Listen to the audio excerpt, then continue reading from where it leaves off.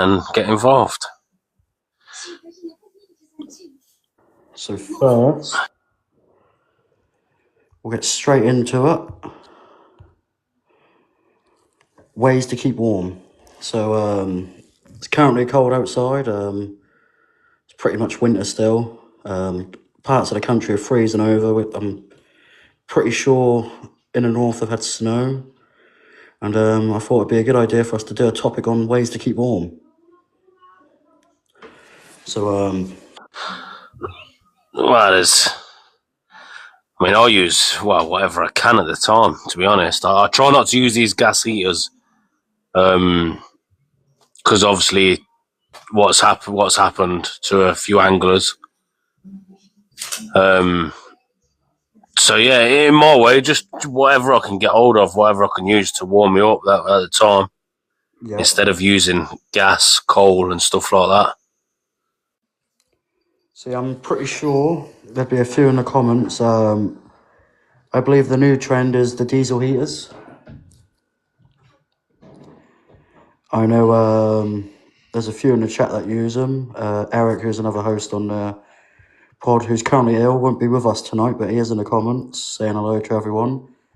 Eric is a big user of the diesel heaters, and yeah, you can't say enough praise about them. He's always telling everyone how to use them, where to get them, that they should be using them. And yeah. Evening, guys, for those joining. But yeah, Wayne, have you got anything else to add on that? Yeah, to be fair, if anyone knows someone that is going on the bank in this cold weather, make sure you pass the word about these gas bottles and stuff like that, because there's been a lot more things happening to people lately than what there was before. So yeah, just pass the word about it, just so people can get the realization of like how bad using gas bottles and things like that actually are. You know, we all want everyone to be safe. We don't want to be losing anglers left, right, and centre due to this cold weather, and for the sheer fact of just trying to keep warm. It's not a nice thing to be reading up on when you're a fisherman yourself. You know, and yeah, we need to pass the word around about it, and if you can find alternative options, do so. I actually have an interesting fact that I was doing a bit of research on. During these cold months, there's an increase of 6% of anglers have sadly passed away on the bank due to using these gas bottles and leaving their stoves on to keep warm. But I strongly advise you from doing it. It is not safe. It only takes you to fall asleep. And, you know, we've all got, some of us have family to go home to, some of us has jobs to go home to, friends. And yeah, we just don't need any more of these articles coming up with another person sadly passing. Yeah, I mean, me personally, I built myself a candle heater. Oh yeah, we could tell you. I've found, well, it's just an old helium balloon gas bottle, cut the side out, and when I light the candles up on the inside of it, it radiates heat off just like it would a normal radiator in your house. Yeah. So I've started using one of them, and the heat it lets off is absolutely incredible. But like a lot of these people, like you said before about the diesel heaters, I mean, I sat there in Will's live the other day watching him with his diesel heater, and he looked so comfortable. Yeah. And you ain't got to deal with the fumes, just as long as you keep the outlet away from the inlet. Yeah. You want box, Camo? Yes, of course, mate. Yeah. Are you sorting that one? Yeah. Yeah. I sent you an invite over. There you go. Evening. Evening, Camo. How are you, mate? Yeah, everybody can hear me good? Yep. Yes. Yep, good. Yeah, apologies about the voice. Not very well. But yeah, I just wanted to say, obviously you were talking about heaters and stuff, keep them warm on the bank. I've never used anything like to keep me warm like that, like heaters or anything, as like for the reasons like Wayne and you were saying, Popeye.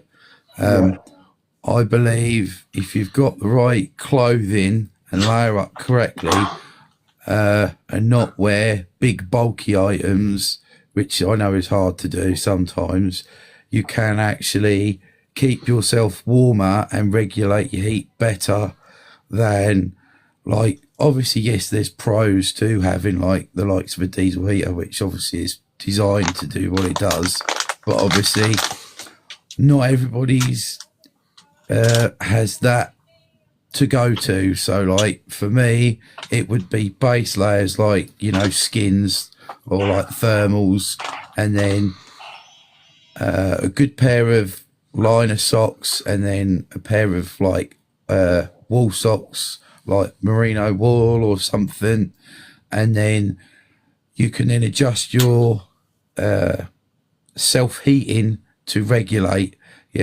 Try and keep to stuff that's gonna wick moisture away. So like I've got self-wicking t-shirts which help in the summer and the winter, and then obviously I've got Gore-Tex outer layers which I can wear, which are breathable but waterproof, and then I've also got 2 pairs of military issue sealskin socks which I wear in the winter, which are incredibly good. Absolute game changer. I've worn them every winter. I've never had cold feet since I've got them, and they're waterproof as well. Like complete, like you could. I literally fell in the lake one winter, like just dipped my leg in. My trousers got wet, but my foot was bone dry. And then I was able to sort myself out afterwards. But like I think just layering up, and then you can, if you get too hot, take a layer off. Try not to, obviously we've got these winter suits, but they can be quite big and bulky, and I've known people to fall asleep in them when they've got in their sleeping bag, and then they wake up and they're freezing cold, they've got nothing else to put on. So if you're getting in your sleeping bag, strip down to where you're comfortable, get in your bag, and then your body heat will warm you up. That's what I believe. So like, well, what sort of, if you don't use no heating at all, you just use, what sort of thing would you suggest for a person that likes to sit there, not in all this big clothing?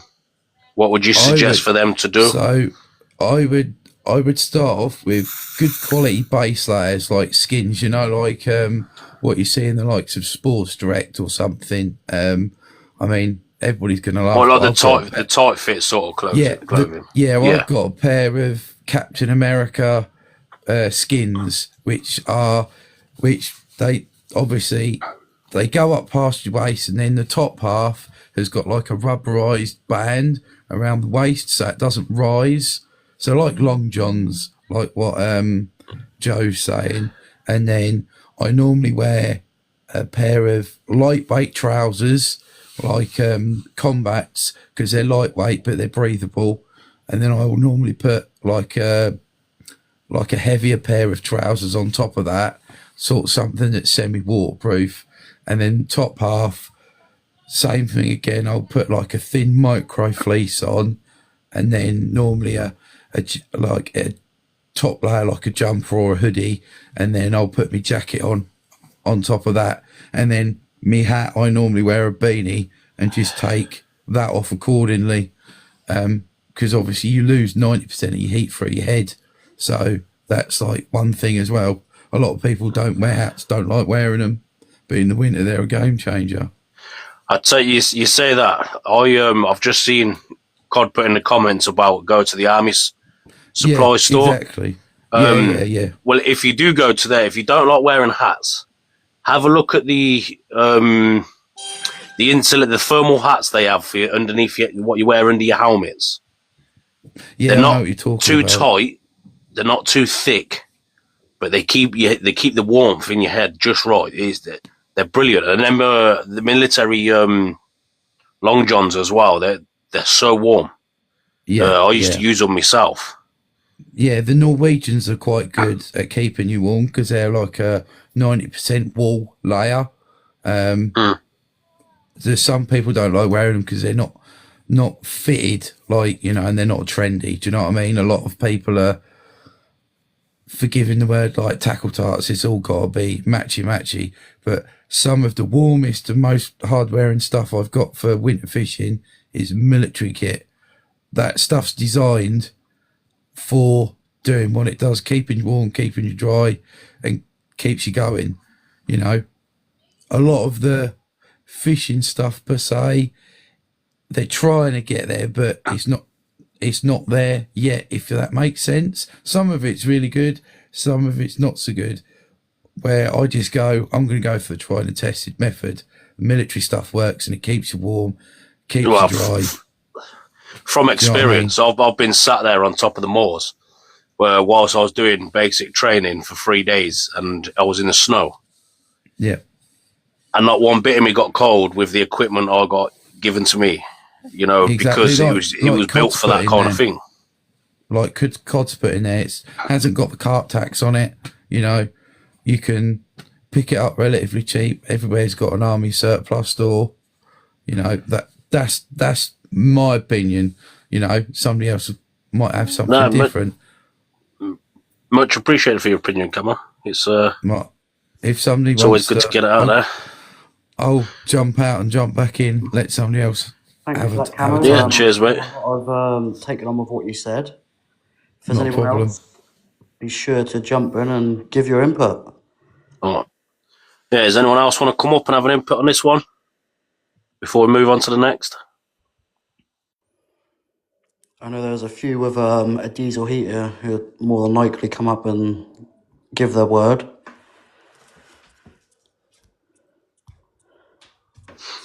No worries, Camo. More than happy to have you in. Right, who's that wanting to come out? Here comes Will. Evening. Evening, Will. As you know, or most of you know, I do have a diesel heater. Game changer, total game changer. I had it on at Bluebells this week or last week, whenever I went this week, and I was roasting. I could have sat there in my shorts and t-shirt. I find, like Camo was saying, putting more clothes on and trying to regulate that way. Once I've got the cold in me, there is no getting it out until I actually totally agree. Go sit in the van with the heater on, or I have done sat there in the bivvy with the gas cooker on, just warming up my hands and trying to get my body warm. But yeah, since I've got this diesel heater now, I mean, if you can afford the 60, 70, 80 quid, is an amazing bit of kit. If you're winter fishing all the time, then yeah. And when you use your diesel heater, do you use carbon monoxide meters and stuff like that? I always have a carbon monoxide alarm on. So what I do is I strategically put the diesel heater which way the wind is blowing, and I'll keep an eye on that. So the fumes are coming out, they're going to be blown away from the machine. If the wind now changes, I move the machine and the wind will change and the fumes will go wherever the wind's going. So it keeps it away from the air intake. But you never know. You could be asleep and the wind changes while you're asleep, and then you end up getting a load of fumes sucked into the machine and blown into you. So always have a carbon monoxide machine alarm. Sorry. And how much can you pick them up for, if you don't mind me asking? I mean, I've seen them online for about £60-70. Right. So there you go. If you're fishing for 3 or 4 months over the winter period, even if you use it twice, it's going to cost you 30 quid a trip. Yeah. And I'm not being funny. If you're going to the army store, you're going to spend more than £60 on long johns, a base layers, whatnot, a jacket, waterproof socks times 2. Do you know what I mean? Yeah, I understand what you're saying. I feel, since I lost the weight, I really feel the cold now. I used to go -3, -4, just put a winter suit on, I was fine. Yeah. Now, even my hands, just packing up or unpacking my rods or just literally casting out my rods after a morning recast, my hands go numb. Yeah, definitely. That's one of the ones to keep warm is your hands, because a lot of people don't like wearing gloves because it restricts movement and stuff like that. Wearing gloves, especially at night. I've done it before. There's an L-fix, funny enough. Bear in mind, there's some big fish in L-fix, and you don't want to be losing any fish. I fell asleep with my gloves on. I had a run in the night. I've jumped up, not even realised I've still got my gloves on, being in the middle of the night. I've grabbed my rod, gone to wind and hold, and it's just all slipped away. I was literally trying to fumble, trying to hold it, and they were fishing gloves with pads on them, and I was still slipping. I couldn't hold the reel properly. I was trying to pull them off with my teeth to try and reel it in. Yeah. And with with your diesel heater, obviously you need to power that. What sort of battery would you say to use? What would you use battery-wise? A deep cycle leisure battery, so it needs to be at least 110 amps for the startup. So the battery, I think, cost me £119, but then you've got it for they come with normally like a 5-year guarantee on them. So whatever happens after it, you've still got it. Do you know what I mean? Yeah, I suppose as long as you keep it charged, like you say, a trickle charger, then you'll be all right, won't you? That's it. Well, cheers for that, Will.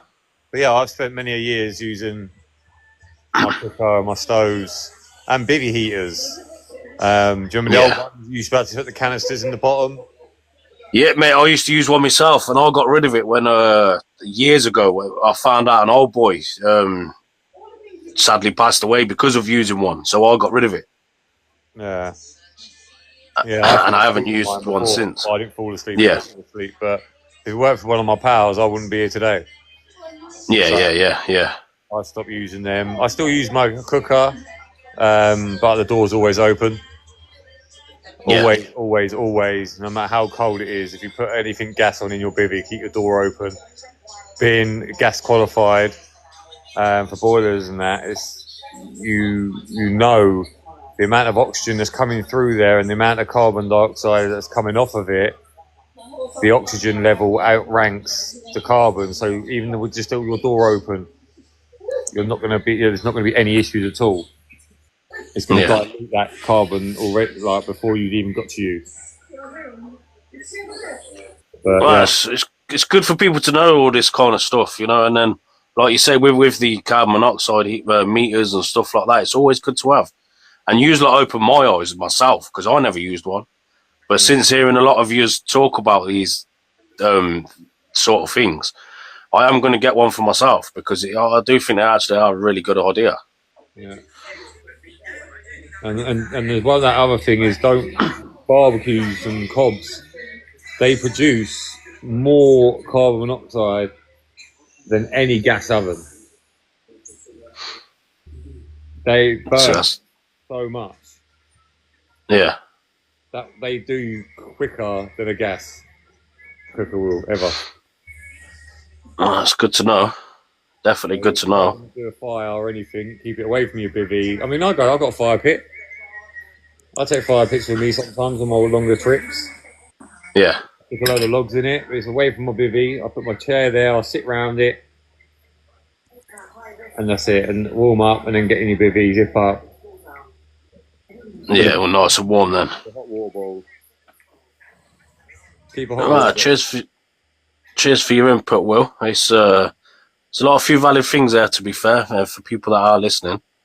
And yeah, just remember, people, your carbon monoxide meters, no matter what you're using. Candles don't really create it. You're not mixing the fuels. You can get them. Is it Hayes bivvy heaters? Yeah. You can use them. Also, the methylated spirit. Is it methylated spirit? Yes. I think that's what it's called. It's that's the one that doesn't burn any fumes or anything, isn't it? Yeah, so there's no actual fumes that come off of it. It burns clean. I've not personally used one. I've never actually seen anyone using one, but apparently they are really good. So, yeah. Oh, thank you very much for that, Will. I'll jump Cheers down. for that, Will. Your wisdom and knowledge in that has been noted, and I'm sure a lot of people in the chat has listened. No worries. I hope if anyone's got any questions, I'm always here. Right, thank you. Thank you. Great. Right, would anyone else like to add on to that, or shall we move on?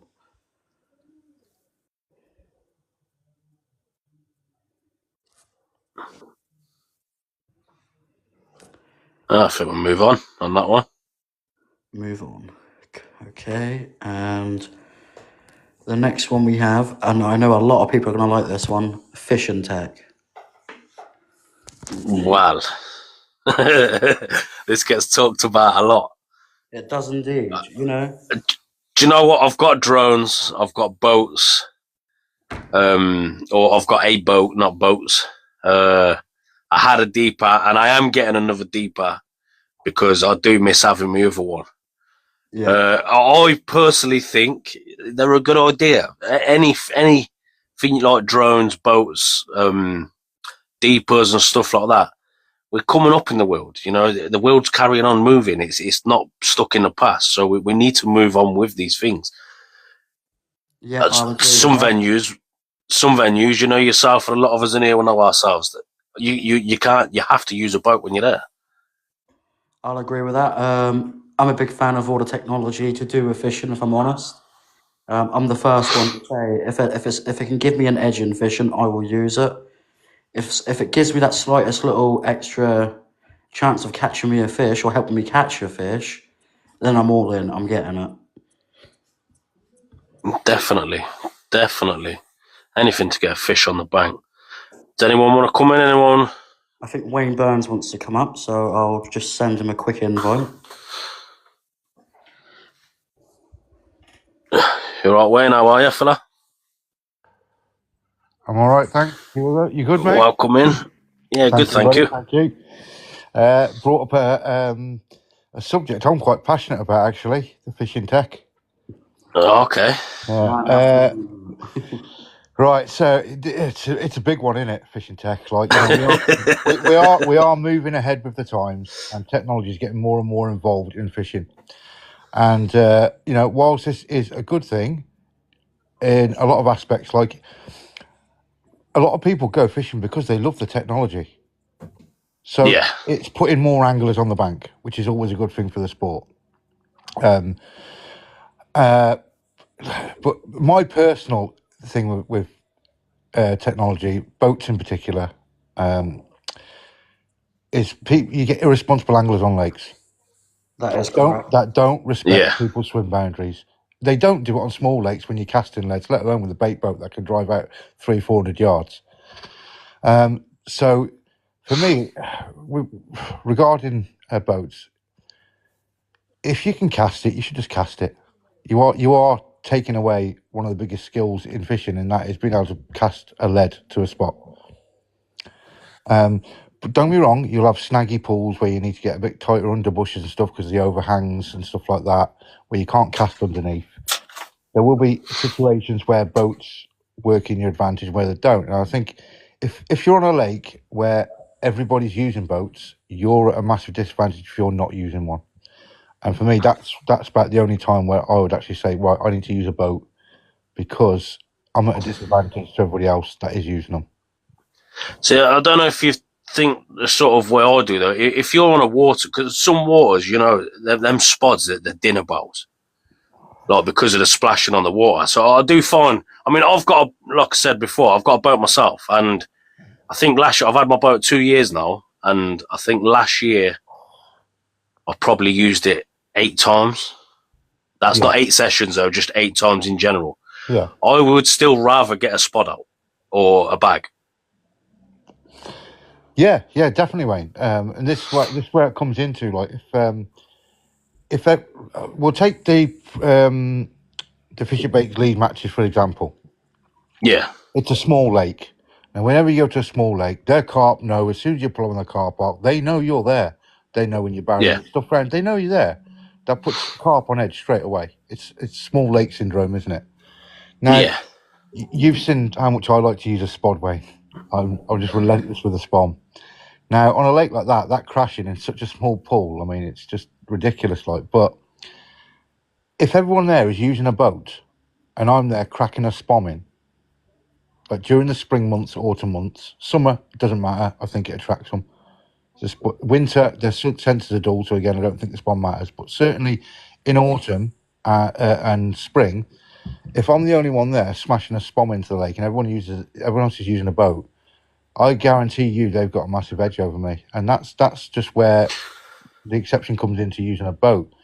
But I'm a firm believer, if you can cast to a spot, cast to it. You don't really necessarily always need to use boats. It does come down to anglers' responsibility at the end of the day. Stick to your swim boundaries, and there isn't, there's no issue for using boats. Drones, on the other hand, I think drones, they're great if you're just doing them for a bit of content to get some nice shots. As far as using drones to fish find, it's just not necessary in this country. You're going out to the continent, Spain, France, Croatia, or wherever, where you get these huge expanse of waters. It'd be impossible to walk around them and try and find fish showing. So you need the drone in them situations to find them. In this country, the lakes we fish, you can lap lakes and you can find fish. You don't need a drone to find your fish. But again, I can give you an example, actually, a perfect lake where a drone would be a massive advantage for me. So one of my syndicate tickets, for Web Angling Club, Hawk Lake. It's a mile-long stretch of water. It's like a canal-type venue. It's very, very shallow estate lake. Now, because it's a mile long, obviously, that's a lot of walking up and down the banks to find the fish. Definitely. They're easy to find because it's a shallow lake. Now, if you've got people that are pulling up inside the car park and just whipping a drone out the car and flying the drone up and down the lake, within 10 minutes they've found the fish, they drive straight to their peg, boom, they're in the peg, they're fishing. Whereas it might take me 2 or 3 hours because I'm walking up and down the bank. So if everybody is using a drone to find the fish, then I'd be at a disadvantage not using a drone to find the fish, because they're all finding the fish within 10 minutes and going to the location. I'm still walking up the bloody pool. Do you know what I mean? So by the time I found them, it's too late. All the pegs are stitched up. So that'd be a situation where, again, if drones are allowed, you'd have to use one. Otherwise, you're at a disadvantage. But in general, if you're doing some shots with drones and stuff like that, so creating videos or creating content for your social media and that, it's all great. But for finding fish purposes, it's a no-no for me. And also, I don't want drones buzzing around above my head when I'm fishing. Yeah. Do you know what I mean? That's your privacy, like, do you know what I mean? And I certainly don't want that in my fishing. Yeah, I mean, another thing, I've got a drone. I've never used it. Never ever used it. I like finding the fish myself.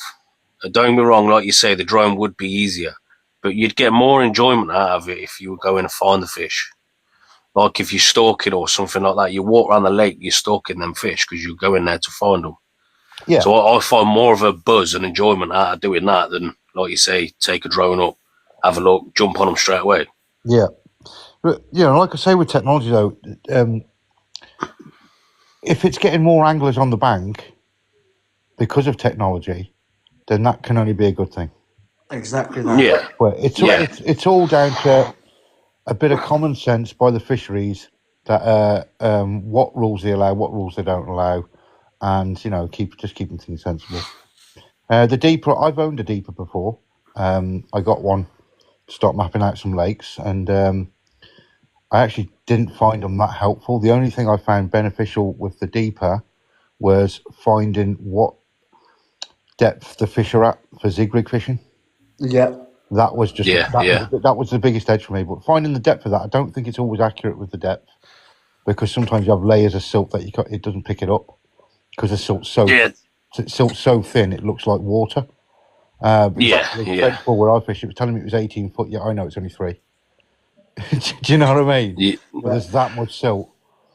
But it does tell you what height the fish are at in the water. So when it comes to zig rig fishing, if it's showing you fish like 3 foot below the surface, you know exactly what's set right from the start. You know exactly what height to set your zig at. So that's a big advantage for that. But it's also, what I will say is, it's an expensive crack off. It is, yeah, definitely. I had one, and I was doing a week session somewhere, and I was like, right, I'm gonna flick this deeper out while I'm having, because there's a lot of snags in this one water, and I wanted to see the structures. And I cracked it off on my second cast. It was the middle of winter, and it blew underneath these tree overhangs that overhang about 30 foot.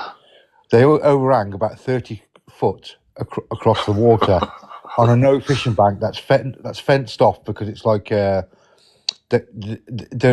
council are expecting that whole side of the bank to collapse at some point. It's like flipping out. stuff. So they fence it off so people can't get behind it. So the only way I could go and get the deeper back was to get in the pool and swim. In the middle of winter, I wasn't doing that. So it drifted under these trees and never to be seen again. So yes, see, for the deeper, the only reason why I'm getting a deeper back is because where I live, it's really, really bad floodplains, and that's all over Leicestershire. They floods like mad. So, like with my syndicate, I've got the river right next to it. Part of my syndicate is the river. yeah, the things I want the deeper for is the lakes I fish now. I want to see if the fish are still there more than anything. yeah. Like, I mean, I've been around the whole lake with a camera, but that was before we had the big floods. So that's what I would personally use a deeper for more than anything. Yeah, and just to see what the bottom's like on a few places. Yeah, and that's about it. Put a marker lead will tell you that, won't it? You don't even need. Yeah. Just flick out a lead and pull it back across the bottom, and you know exactly what the bottom is. And you'll never get, like, for anybody that's like relatively new to fishing and that. Obviously, when you put a lead out, you'll be unsure of what you'll pull the lead back, but you still won't know exactly what it is. And you can have a whole conversation about what you're feeling. That'd be another good one for you to do on air, actually, is like when you're pulling a lead back, what sensation you're getting through the rod transmit to what bottom you're fishing over, just for the people that haven't got that experience, so they know when they're pulling back what they're feeling.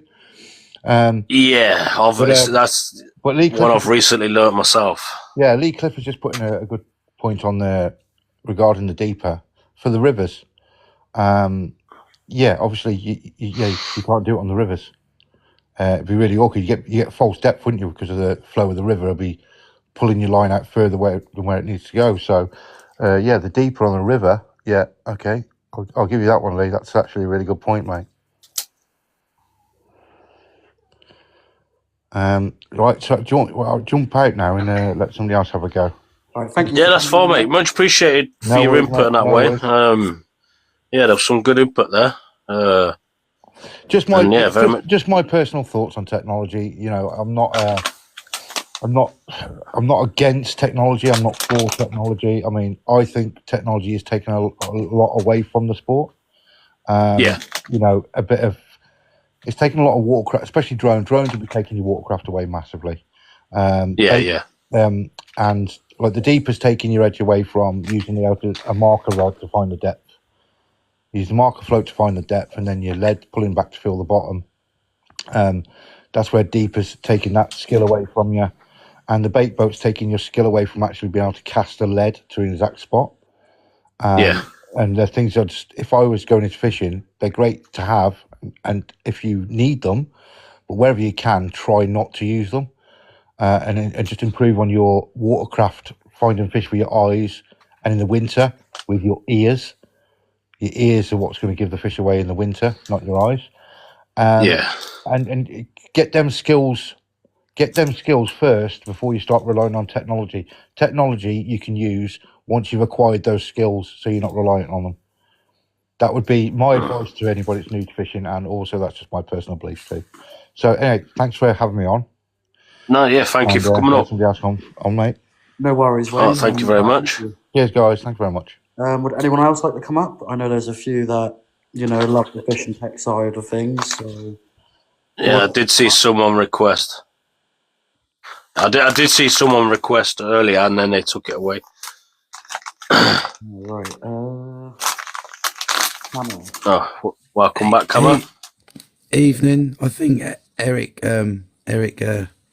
got me in. Yeah, I just wanted to get my point across, if it's all right. Carry on, mate. I'm much in the same boat as Wayne with the technology. You know, it's increasing. People are going to use it, but there's also the side where I believe some of it, like the boats, for example, are more beneficial to people that struggle, like disability-wise, with casting after a certain period, or you know they're not dexterous enough to get to cast their rod out there. You know, like I have an issue with my shoulder. I can only spot for so long, and then I have to use a boat. I know how to spot. I know how to marker. You know, I know how to find a spot with me lead. You know, so there is those benefits of it. I mean, there's also waters where you're not allowed to cast whatsoever. You can only use a boat. Obviously, with the technology that we have, some people that are coming into the sport are just going to go straight into using a boat if they can, and might not develop those essential skills that we've developed, you know, for the 10 or 20 or 30 or 40 or 50 years that we've been fishing, you know. That's what that's a good point. Boats. That's a very good point. You know, and the other thing about deepers, you know, all the likes of deepers, you know, the hydrobats and similar devices, they are good, they are bad, you know, they've got their faults. One thing is, that's not something that you know how to use straight away. I've got one, and I've had it about 9 months, and I've only just, like, end of last year, started to figure out what all of the readouts mean. The easy bits to work out is the depth, the temperature. Oh, I can see fish, but the readout that it reads of like what's weed and what's, you know, gravel and such. But like with a marker rod and braid, you can detect those more, like you can feel that in the water. So, you know, they've both got their pros and cons, so to speak.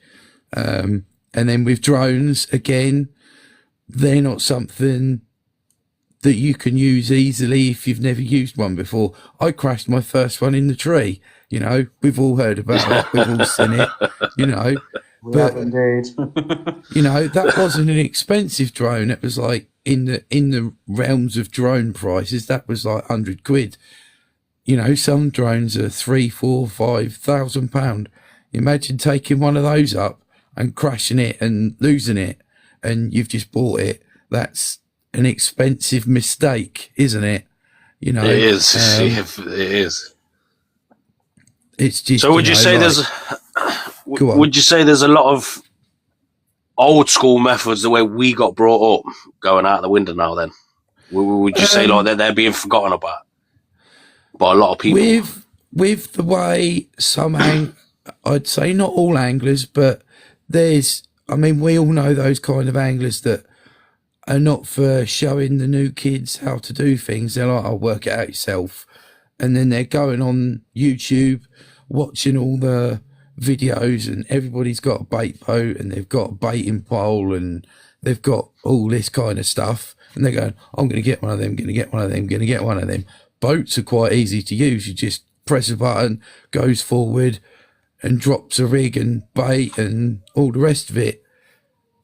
Obviously there's more expensive boats out there that can do a lot more than just the basic bait boat that you push forward left and right and drop a rig and bait, you know. And like Wayne said, there's boats out there that you can take 700 meters from where you got your rod, where your bivvy is. Like, who's fishing 700 meters away? There's no need, you know. Like, it should be within a relative distance, you know. Do you know what I mean? At 700 meters, you cannot see that bait boat. Unless you got a pair of binoculars. Do you know what I mean? Yeah. I see some of those comments. Yeah, do you know what? I'll agree. This is why I don't really. I mean, my boat is probably one of the most basic boats you could buy. It drives out, like you say, left, right. It's got a few lights on it. I click a button, Exactly. it tips the bait out. It don't drop the bait. It flicks the bait out, and then I drive it back. That's it. That's all I need it for. Yeah. But like I say, I don't really use my technology. Yeah. And as I you, would as still, you like someone was said, mentioning, yeah, as you was mentioning before, some lakes the spod is a dinner bell. Some lakes it isn't. You know, they're all dependent on what's going on. The other thing, I don't know whether it's classed as tech, but how many anglers out there have a set of binoculars in their arsenal? I mean, I class them as a bit of tech. Yeah, they're not electronic, but some are. But I have a pair, and they're brilliant. You know, I have a pair. I do have a pair in my bag. Do you know what I mean? You can use them in any light conditions. You know, providing you've got enough moonlight and such. You know, they're I think an essential piece of kit in a carp angler's arsenal. Yeah. Oh, thank you for that, Camo. So I'll drop out now and let somebody else have a point their say. Okay. Yeah, cheers for that, fella. Thank you. No problem. But yeah, on the fishing tech topic, I just think, it just brings a different level of angling to each person. Everyone fishes different how it is. If we all started fishing the same, it'd be a very boring sport. See, I seen. Sorry. Go on. I seen a lad in here looking for blue. Put a comment in saying about you can't beat walking around a lake to find the fish. No, you can't. Definitely not. The amount of times I've been down there, like going down to Linear and stuff like that, and walking around, finding a peg, finding a fish, you can't beat that. Someone else wants to come in. They do indeed. I believe it's Will. Welcome in again, Will. I just want to say I don't use any technology at all. Are you sure about that? No, I'm pro. I like the technology if it's used in the right way. Now, if you have your perimeters of your swim, same way as you would of your casting, if you don't go out of your perimeter of your swim, there's no problems. If there's other anglers and you're quite tight together and you're standing up a drone, yes, they are quite loud. You are going to piss people off. If you're on the lake on your own or there's another angler 4 or 5 swims down, send the drone up if you want to send the drone up. If you whatever you're using it for. I mean, I pretty much only use mine for content. Rarely, maybe in the summer, I'll send it over when I'm surface fishing just so I can get a live take on the drone. And it helps you find them on top. With regards to people taking the mick with them going 700 meters, whatever, obviously it's taking the piss. But yeah, I'm more pro move with the times. Yep, I'm exactly like that too. If none of us move with the times, we'd still be using bamboo rods and Mitchell reels. That is the one. So no one can say, "Oh, you're not moving with the times," or blah blah, because everyone's got a fiberglass rod now and whatnot, carbon fiber and whatever reels and bait runners they want to use. But everyone's got a set of alarms. We never had alarms. So I mean, if you had anything, you had a bell, or you just waited for it to tug on the end of your rod. Yeah. Bit of grass on your line. Exactly that. So I use bait boats. I mean, I've got a winch camera as well, which then gives me an extra advantage.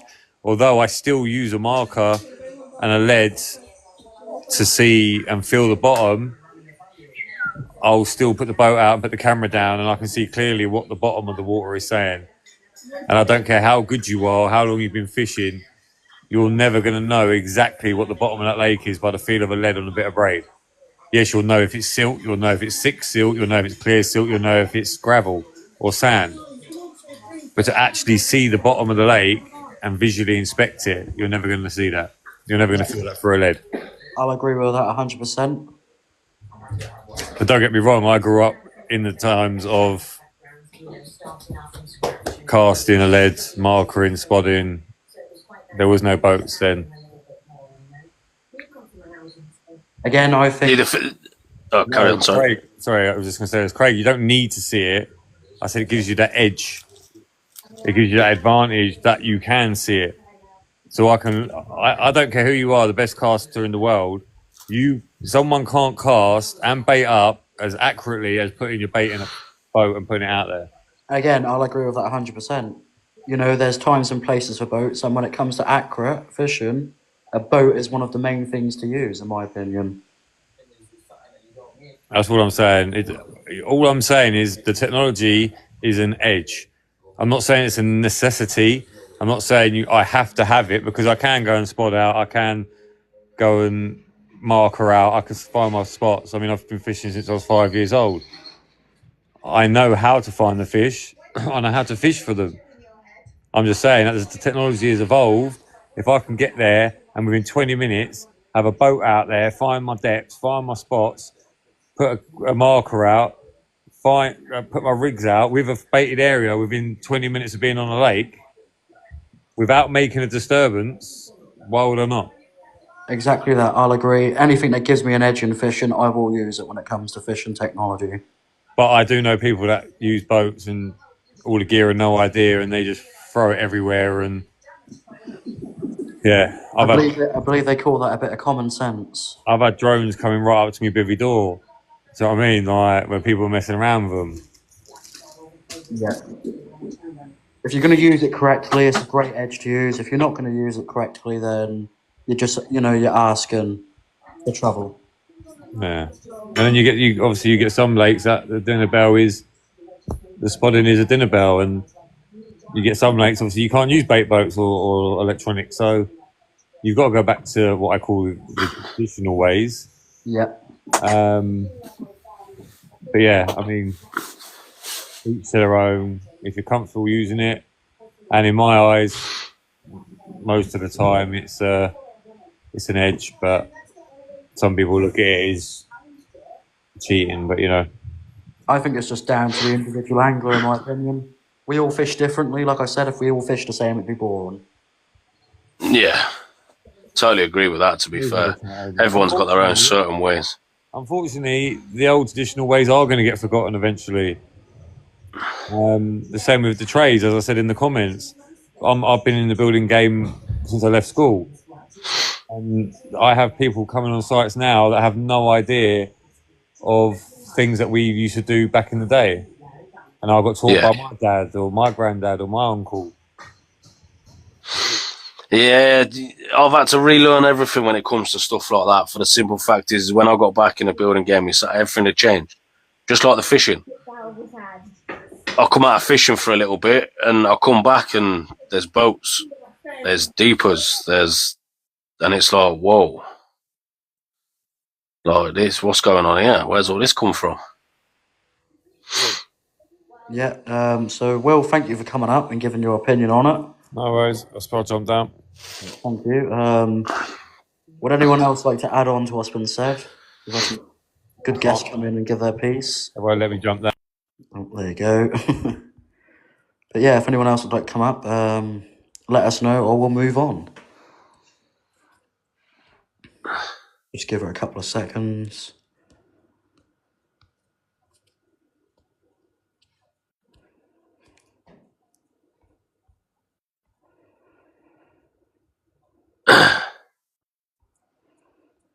Welcome in, Craig.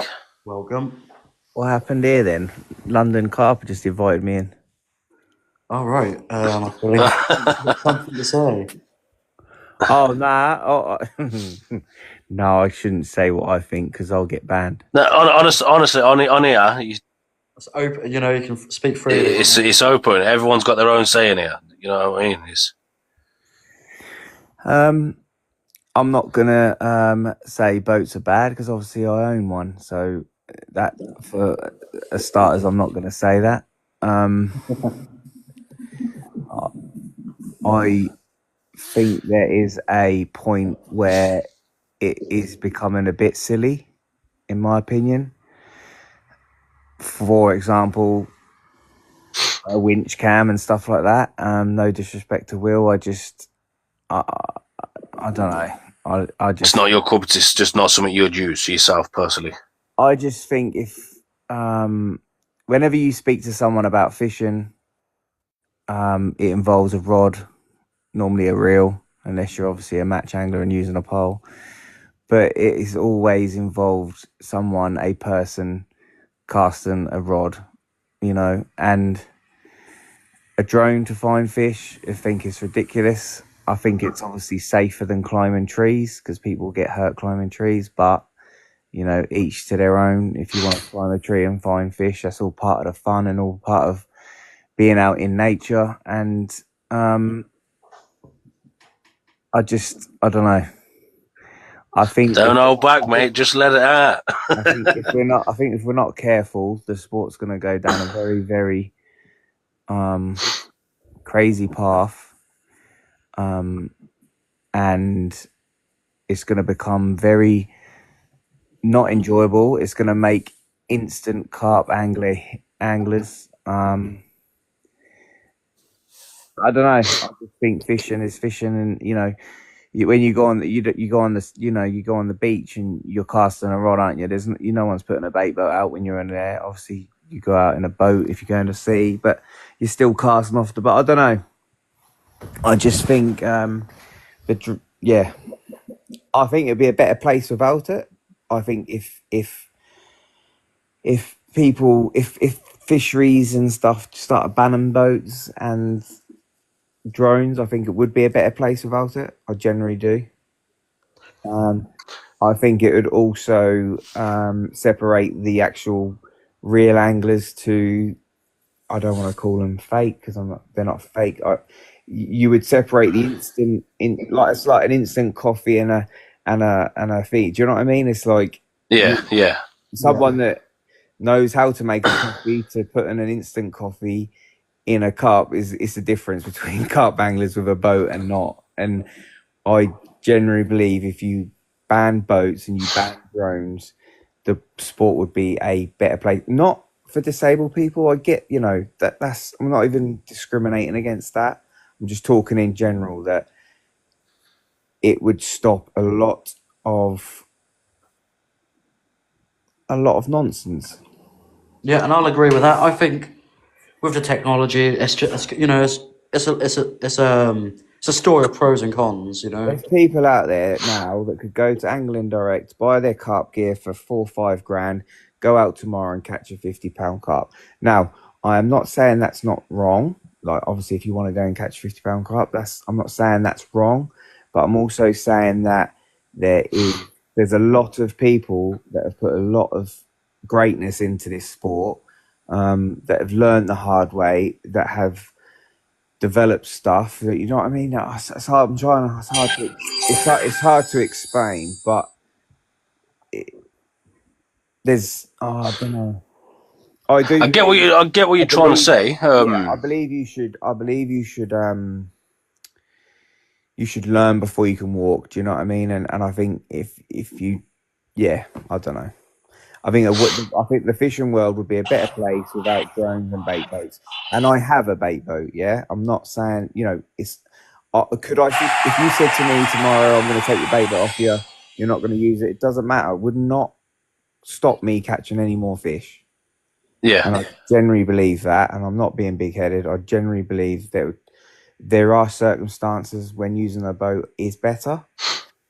Of course, like you said, you can't get any more accurate than dropping a boat. You might as well swim it out and place it by hand. That's how good they are, yeah?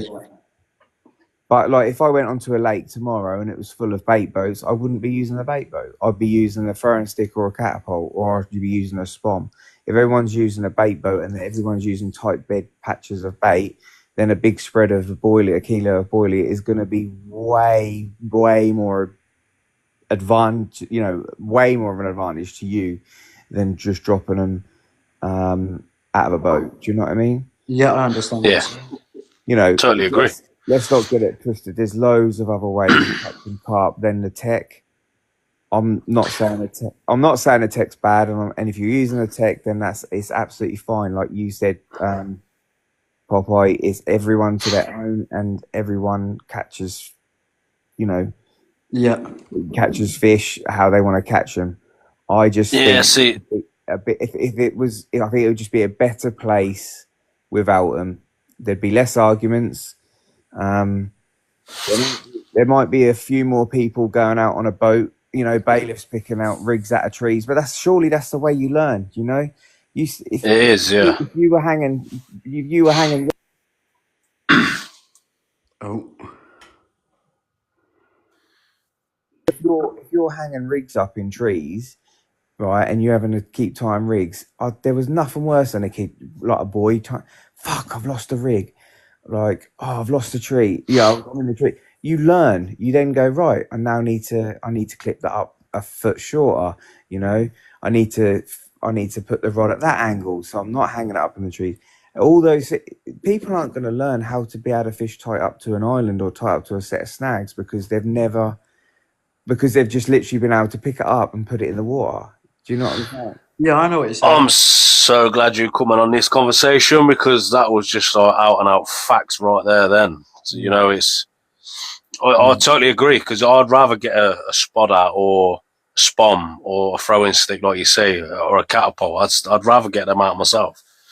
Yeah. There isn't enough people using it. Yeah, but like I say, I've got a boat, so I'm not going to sit here and say they're shit because they're not. I use it in sorry, I didn't mean to swear. I use it in situations, of course. But if you took it off me, I wouldn't be. Well, I'd want the money for it. It's quite expensive. But that's all I got to say, really.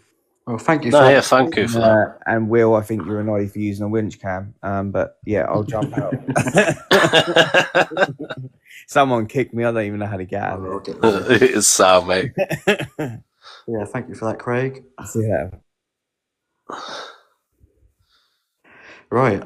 Does anyone else want to add on to what Craig said or anyone else said? And I'll get you up or we'll move on. Right, Wayne Burns, hang on there. Does anyone? Right, I'll sort them out.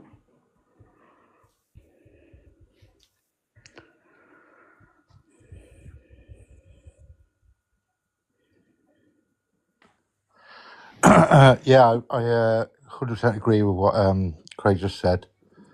And so a couple of points to add as well is when the point was made, you can never fish as accurate when you're spomming as you are when you're placing a bait boat. I don't find this 100% true. How often when you're spomming, when you wind in a grain of maize or a grain of seed on your hook? That's because you're putting it bang right over the top of the bait you've spommed out. So that is pretty accurate. And also on that point is, surely isn't that the way it's supposed to be? The more practice you get at doing that, the more accurate you get at being able to put your bait, your lead over the bait you've spommed out. That's the whole point, isn't it? It adds that skill factor, and the people that do it the most accurate and the most consistent get rewarded the most, rather than just putting a bait out. And it doesn't matter how many times, how much experience you've got at casting a lead, if you put a boat out, you're getting it right pretty much every time. Yeah. But if you are losing that necessary skill of learning to cast, learning how deep it is and how far out it is as to how much you've got to allow for swing back to make sure you're on the baited spot, learning, clipping up and hitting it and making sure you're hitting the clip at the exact point every single time when you hit the clip. You're feeling it down to the exact same point every time. And a point that Craig said as well about, the only way we learn when we're hitting clips and that, and we're trying to get close to islands or get close to lily pads or reeds or overhanging trees, is by getting stuck in them and losing tackle, because tackle's expensive and we don't want to keep losing rigs that cost £5 to £10 every single time doing that. So we soon learn how to no, I'll just drop it a little bit shorter this time. I'll go another foot, half a foot until we get it right. And then you start learning, well, if I hit the clip when it's lower down, if I hit it when it's too low down, it's going to be in the reeds. If I hit it too far up, it's going to be too far away. I have to hit it at 45 degrees and hold it there when I hit the clip to drop it into place. You learn all these skills, and these are what make you a better angler. So, and the final point I want to add to it is the industry now is so ruthlessly honed into giving the fish zero chance. We sharpen hooks that are so sharp now that as soon as a fish picks up, they're pricked and they ain't getting away from it. the technology, we can cast further. We're hitting clips. We've got alarms that are getting increasingly more sensitive to tell us what everything's doing, like to the new direction, telling you how much line it's taking out on a bleep, even though that's not quite accurate, but it's getting to that day, that way. So we're literally giving the fish less and less and less chance to.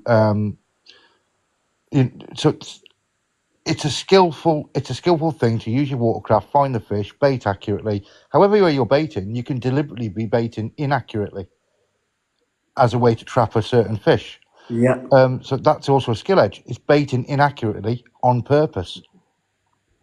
So the fish are getting less and less chance now. So you'll have a fish, I don't know, a 40 pounder that maybe 10, 15 years ago might have only got caught once every 2-3 years. And everyone was like, when you caught it, it was a big deal when you caught it because it's so rarely caught. But now as technology's moving on, now that 40 pound carp is getting caught 4 or 5 times a season. Because the sport has been ruthlessly honed, so we don't give the fish a chance at all. And I just think with the way technology is going, we're literally not giving the fish a chance. So it's just become more about technology than actually catching the fish. That's just the last part I wanted to add on to some points that's already been raised. Well, thank you, Wayne. I'm sure everyone in here is enjoying you coming up and saying your piece. I'm forever thankful for you coming in. No problem. It's nice to have someone coming in with the knowledge. There's lots of guys in here that have got a lot of knowledge from what I've seen. Yes, on the chat, everyone's making very good points.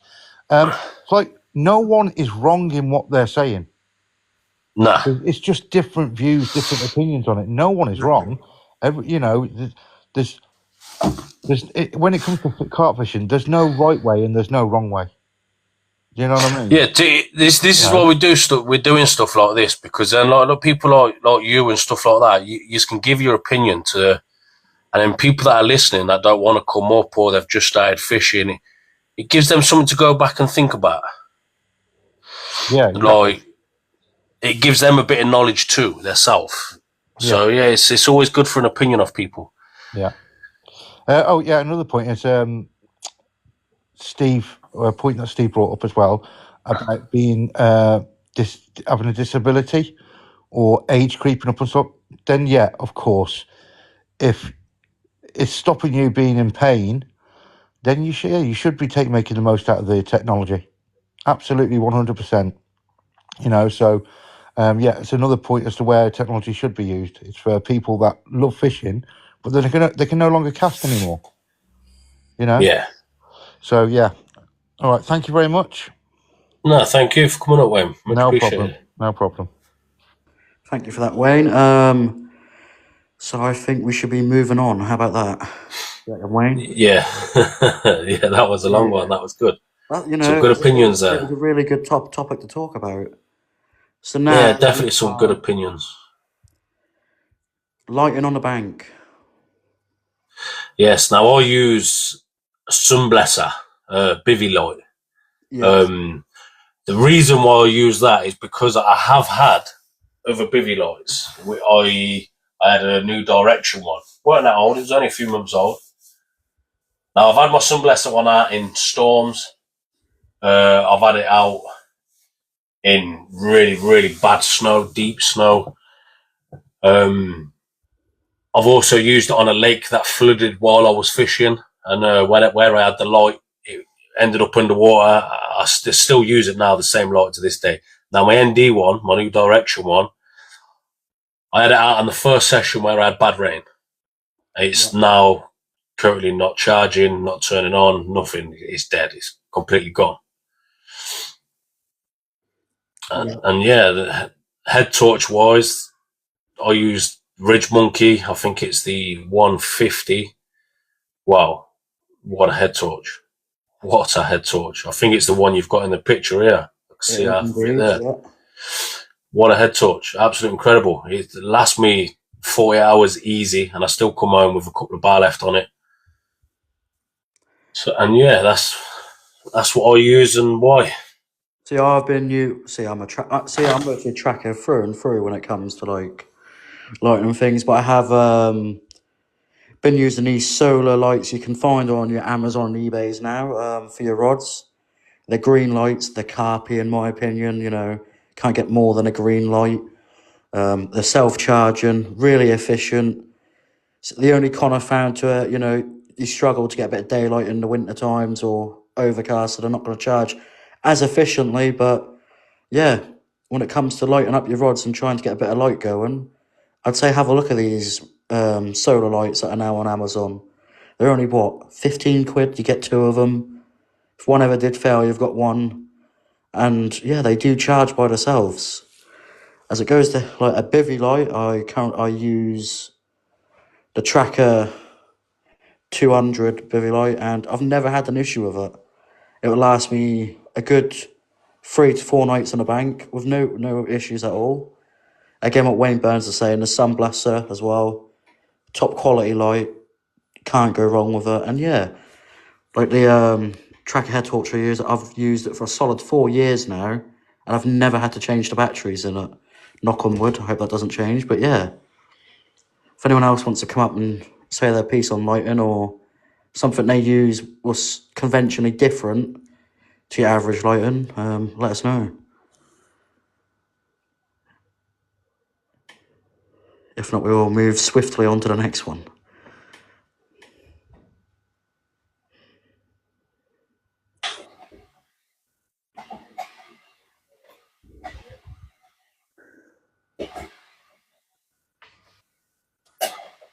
Evening. Evening. Again, yeah. Yeah. Yeah, I was just gonna, obviously, like you guys have mentioned, I do use a Sun Blaster light, and I've got some of those solar recharging green lights. I've only started using them since, like, doing lives from the bank, just because, like, it seems to be a thing now. You know, you're seeing a lot of people using it, you know, because it lights the swim up so you can see the rods at night.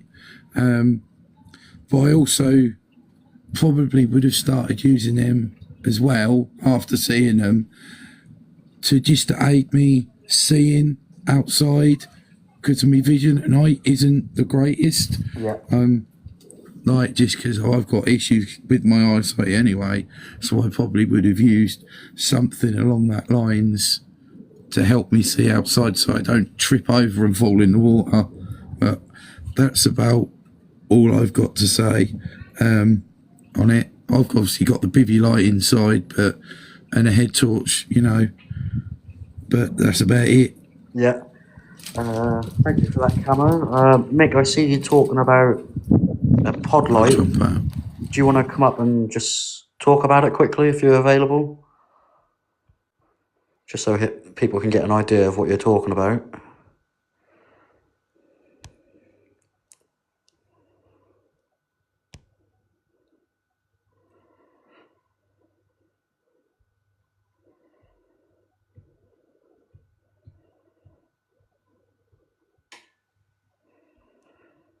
Give him a couple of seconds. I have seen that pod light when he's been on his live. I tell you what, they absolutely look incredible. No worries, Mick. But yeah, I have seen his little pod light, what he has been using. It reminds me of like an LED strip going along your T-bar on your pod. And I believe you can change different colours. I can't say much on it because I don't use one myself, but for what I've seen from Mick, they are a useful bit of kit. Oh, Joe, I'll bring you up now.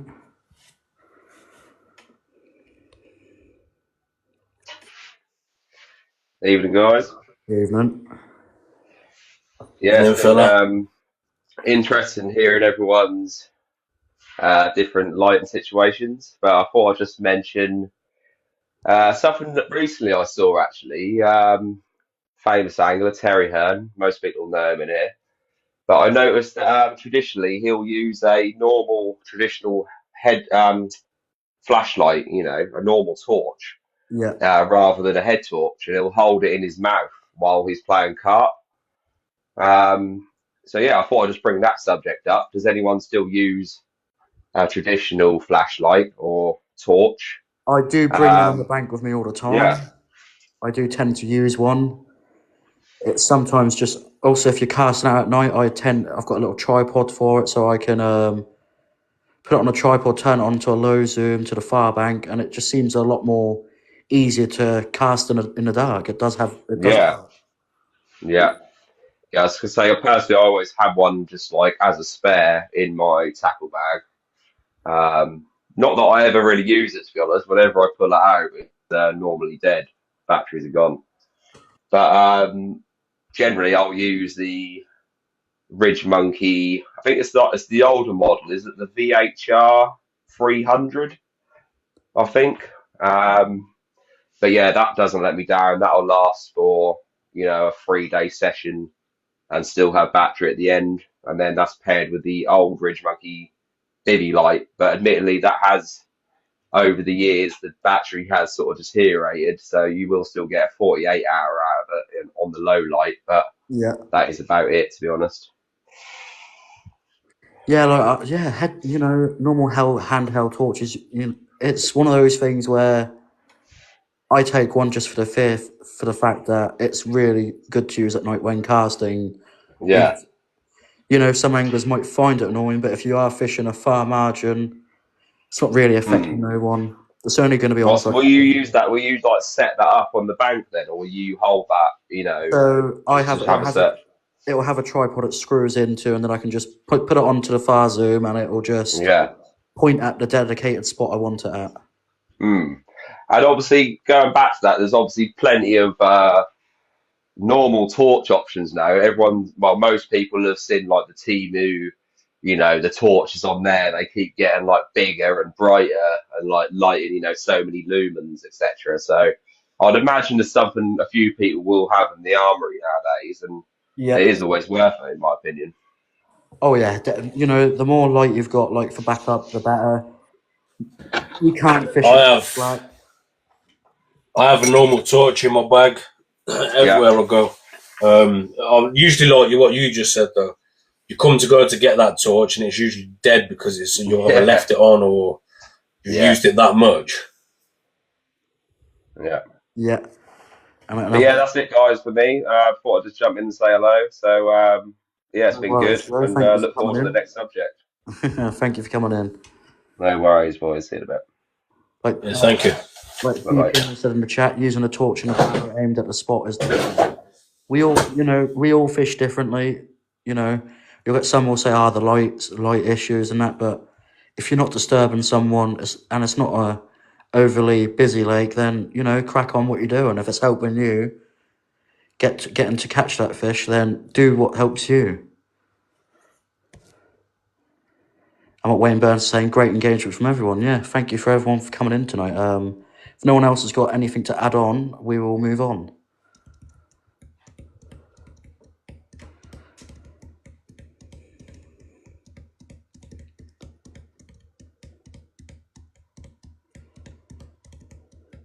Again, a laser pointer is also a good tool to have on the bank. But no, I think we'll move on.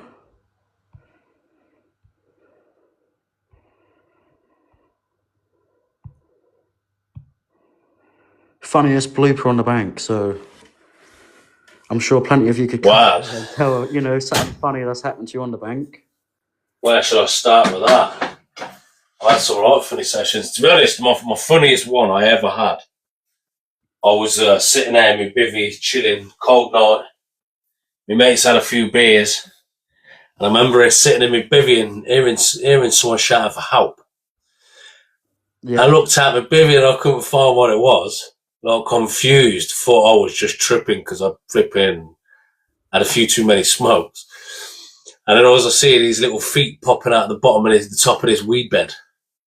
My mate got that pissed up, we flipping walked across the bank, fell straight over the weed bed. And he was stuck. Man, what a game. But the problem, I'm trying to help him, but I'm crying. I'm laughing so hard. And that was probably one of the funniest I've ever had. Just for the fact of going out my bivvy and seeing them little feet just hanging out. I'll never forget it. Yeah. Well, I've had a good few funny situations on the bank. I'll probably say one of the funniest ones I've witnessed.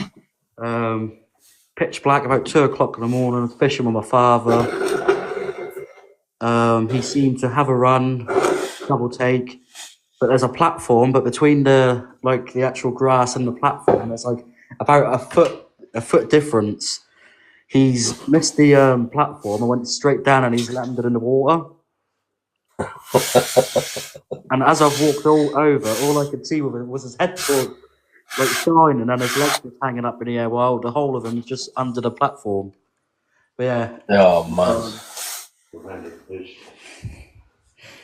But yeah, if anyone's got something funny to come up and say, just send an invite. I'll tell you another one, actually. I was at a place called Wrighton Pools, just outside of Coventry. Yeah. And I was fishing on a slope bank there. And we got hit by a flipping downpour, big downpour. And I'd already got a flipping gun and got a run. So I'm there trying to keep me balance on this slope. And because it was so wet, I ended up in the drink where I went to rip my rods up as I was running out. And as I pulled my rod up, gone. Feet went straight from underneath me, slipped straight down the bank, straight into the water. Miller getting in the legs.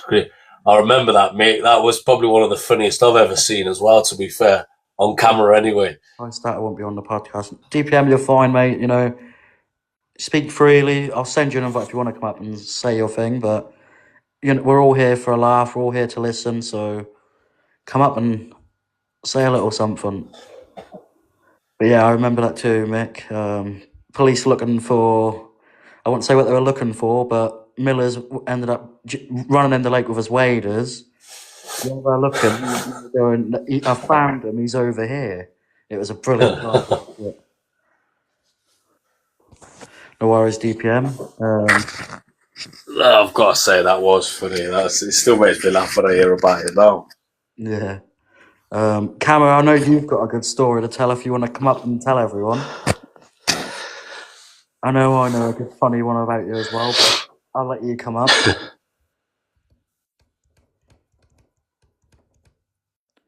Or if anyone else would like to come up and share their story. Yeah, come on. Surely some of you have got some banger stories. Evening, I was just closing the door, sorry. No worries. Right, where do I start?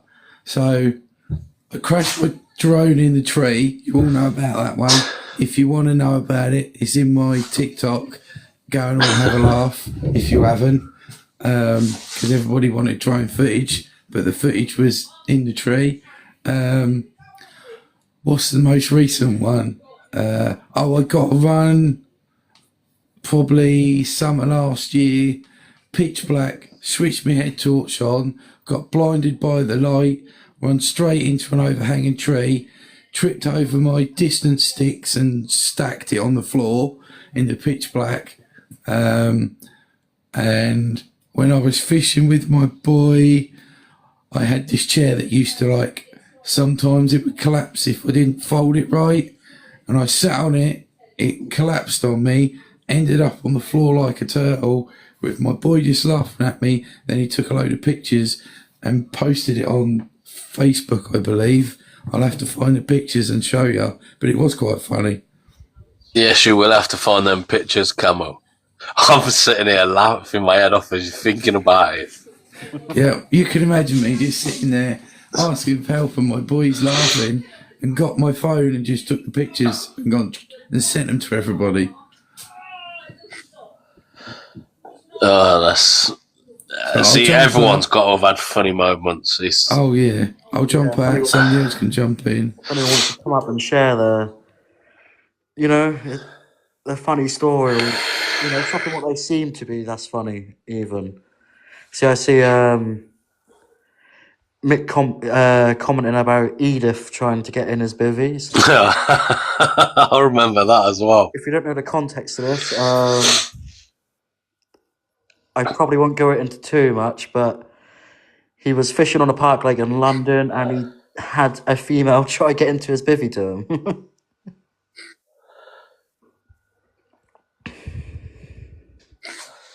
Camo forgot the best one. I know, Nick. I'm pretty disappointed he didn't mention that one, but I'm sure we can get that But on a later date. But yeah, if anyone's got a funny story to talk about, come in and say your piece. Or we will move on.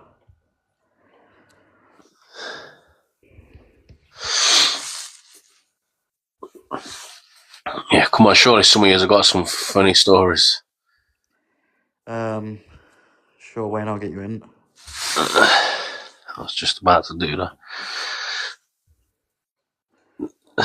Hang on, well, we've got Joe here. Hello again, guys. So I'm on a different account this time, but yeah, just thought I'd try and share this account out as well. But anyway, so yeah, we've been out sort of. So this is over 10 years ago now. We've been out sort of raving all night, and a local lake is just down the road from us. We got popped down to see my mate fishing in the morning to wake him up, and we got down there, and he's just sort of like getting up out of his bed and that. And I look behind us, and this is on the ocean clip, by the way, at Wayward. Yeah. Look behind us, and there's a parrot walking out the hedge. Right, so we're in Norfolk, obviously, in the East Anglia in the UK. So to see a blue and yellow parrot walking out of the bush towards the lake at like 7 in the morning is obviously quite out of the ordinary. You sure you got hallucinations? Yeah, I was like, no, this actually will happen. So he's like, no, there ain't, mate, fuck off. I was like, no, get out your bivvy, mate, and have a look, mate. There's a parrot literally walking towards you. So he gets out and he's like, no, there is. He's like, who's brought that down here? I was like, I don't know. This just walked down the bush. So we literally wrapped it up in a towel, and we rung the local vets just up the road, and they were like, right, is this a prank call? And then they heard the parrot was like, ah! And as it like made that noise, it bit my mate, and it was like latched onto his arm, like, and so he's just woken up, like, do you know what I mean? Fishing. He's got a parrot latched onto his arm, wrapped in the towel. And yeah, in the end, the vets were like, okay, we can hear the parrots there, bring it up and we'll sort it out. So yeah, we took it up there, and it ruffled his feathers and looked completely normal. And they returned it to its owner. It had a tag on its leg. So it come about 9 miles away from up the road in Beckles. So yeah, that was that. Distance. Yeah, so that's the most random animal encounter on the bank I've ever experienced. Well, thank you for that, Joe, coming in with that. I'll be certainly Yeah, having a look for no worries, guys. I'm fishing.